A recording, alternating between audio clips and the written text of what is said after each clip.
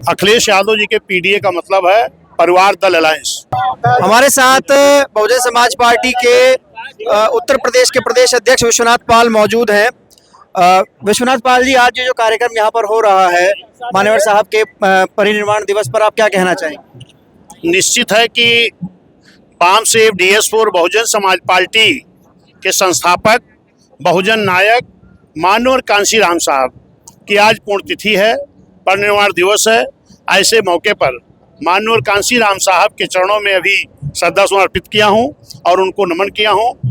और पूरे इधर पूर्वांचल के पूरे प्रदेश से हमारे बहुजन समाज के लोग, मानवर कांशीराम साहब को मानने वाले लोग, जो मान्या बहन जी के द्वारा यहाँ पर मानवर कांशीराम साहब स्मारक स्थल बना है, यहाँ पर सभी लोग बड़ी संख्या में आए हैं और मानवर साहब को समर्पित कर रहे हैं, श्रद्धा सुमन अर्पित कर रहे हैं। और मैं सभी लोगों को बहुत बहुत धन्यवाद देता हूं। और इसी यूपी के नोएडा में जो मान्या बहन जी के द्वारा मानवर कांशीराम साहब प्रेरणा केंद्र बना है, उधर पश्चिमी यूपी के लोग हैं। और दिल्ली में मान्या बहन जी दिल्ली कार्यालय पर जो वहाँ प्रेरणा केंद्र बना है, वहाँ पर मान्या बहन जी पुष्प अर्पित कर रही हैं। निश्चित है कि मानवर कांशीराम साहब के जो अनुयायी हैं पूरे देश में, बहुजन समाज पार्टी के जो मानने वाले हैं, मानवर कांशीराम साहब के चरणों में श्रद्धा सुमन अर्पित कर रहे हैं, उनको पुष्प अर्पित कर रहे हैं। निश्चित है कि हम सभी लोग मानवर कांशीराम साहब को नमन करते हैं।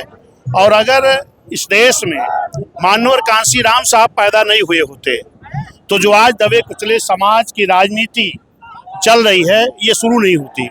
इस देश में बाबा साहब ने सभी जाति समाज के लोगों को वोट का अधिकार दे करके गए हैं, लेकिन अगर सबकी भागीदारी, राजनीतिक हिस्सेदारी अगर किसी ने देने का काम किया है तो मानवर कांशीराम साहब हैं।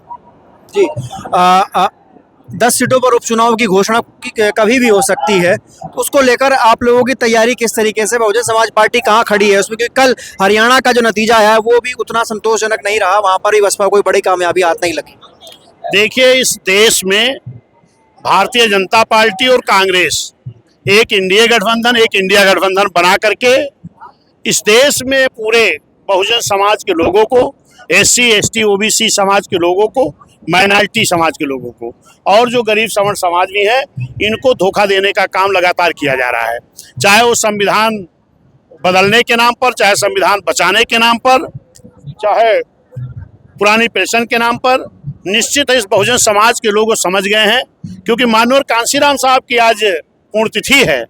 और मानवर कांशीराम साहब ही कहकर गए थे कि ये दोनों एक सांपनाथ हैं, एक नाथनाथ हैं, ये बहुजन समाज का भला नहीं कर सकते हैं। और इसीलिए मानवर कांशीराम साहब ने बहुजन समाज पार्टी बनाई है। अब हमारे सभी जो बहुजन समाज के लोग हैं, मानवर साहब मानने वाले लोग हैं, वो सभी लोग जो मानवर साहब की बनाई हुई पार्टी है, जिसका चुनाव निशान हाथी है, इस पार्टी के साथ खड़े होकर के निश्चित है आने वाला, चाहे ये उपचुनाव होगा चाहे और भी चुनाव होगा, उसको बड़ी मजबूती के साथ हमारे लोग लड़ेंगे और हम जीतने का काम करेंगे। अखिलेश यादव लगातार पीडीए के जरिए अपनी दावेदारी जो है वो पेश कर रहे हैं, और उधर राहुल गांधी हरियाणा के बाद अब महाराष्ट्र पहुंच चुके हैं। लगातार जिस तरीके से वो आरक्षण और दलितों को लेकर जो बात कर रहे थे, संविधान को लेकर जो बात कर रहे थे, अभी भी कर रहे हैं। तो जैसे 2024 के लोकसभा चुनाव में एक बड़ा वर्ग जो था दलितों का वोटर का, बहुजनों के वोटर का, वो कांग्रेस की तरफ शिफ्ट हुआ था, आगे आप लोग ऐसा क्या कर रहे हैं कि वोटर उनके साथ ना जाए? देखिए, ये एक धोखा था जो इन्होंने एक पीडीए का नारा दिया, ये एक धोखा था। अखिलेश यादव जी के पीडीए का मतलब है परिवार दल अलायंस, क्योंकि अखिलेश यादव जी के परिवार में भी शिवपाल जी का एक अलग दल बन गया था और उनकी जो छोटे भाई हैं, उनकी पत्नी, वो भी भाजपा में है, धर्मेंद्र जी के बहन बहनोई भी भाजपा में है। तो अपने परिवार के अलायंस बनाने के लिए उन्होंने पीडीए बनाया है।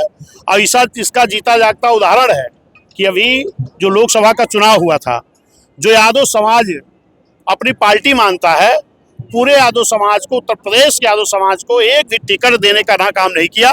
सिर्फ उन्होंने 5 टिकट यादव को लड़ाया, वो भी अपने परिवार का। इससे सिद्ध होता है कि पीडीए का मतलब उनका परिवार दल अलायंस है। अगर वाकई में पीडीए के लिए कोई काम करता है, पिछड़ा, दलित, अल्पसंख्यक के लिए, आदिवासी के लिए, तो मान्या बहन जी और बहुजन समाज पार्टी करते हैं। आज बीएसपी सुप्रीमो मायावती ने एक प्रेस मीट भी की दिल्ली में, वहां से क्या दिशा निर्देश दिया गया कि आगे किस तरीके से काम होगा? सुनने में आया कि वो कैडर को लेकर फिर से शुरू करने की बातें कर रहे हैं कि उसको फिर से शुरू किया जाएगा। निश्चित है कि Bahujan Samaj party cadre based party है और कैडर के बल पर ही बहुजन समाज पार्टी माननीय साहब मान्य बहन जी ने तैयार किया है। और फिर से हमारे वर्कर बूथ स्तर पर, सेक्टर स्तर पर जाकर के कैडर के माध्यम से बहुजन समाज पार्टी को फिर तैयार करने का काम करेंगे। फिर बहुजन समाज और पार्टी बहन जी ने कोई खास दिशा निर्देश दिया, वहां से बता रहा था कि दिशा निर्देश दिया जा सकता है दिल्ली से। देखिए, जो बहन जी ने संदेश दिया है, क्योंकि अभी हम लोग यहाँ कार्यक्रम में थे, जी, अभी हमने ट्वीट देखा है, माननीय बहन जी ने जो कुछ कहा, हम लोग बहन जी के बताए हुए निर्देशों पर। बहन जी ने कल एक ट्वीट किया था कि हरियाणा में जो इनेलो का वोट बैंक है वो ट्रांसफर नहीं हो पाया बीएसपी को, और बीएसपी का वोट बैंक जो है वो इनेलो को ट्रांसफर हो गया। सही कहा बहन जी ने, क्योंकि अक्सर यही होता है। लेकिन अब वो हमारी बहन जी हैं, जो बहन जी का निर्देश होगा उस पर हम लोग काम करेंगे। बहन जी ने जो कहा है वो सही कहा है कि जो उनका वोट बेस था वो हमारे साथ ट्रांसफर नहीं हुआ, लेकिन हमारा वोट बेस वो पूरी तरह से उनके साथ ट्रांसफर हुआ है, तभी उनको इस तरीके का जो परसेंटेज आया है। और उनका वोट हमारे साथ ट्रांसफर नहीं हुआ, ये बहन जी ने बहुत सत्य कहा है। जी, बहुत शुक्रिया।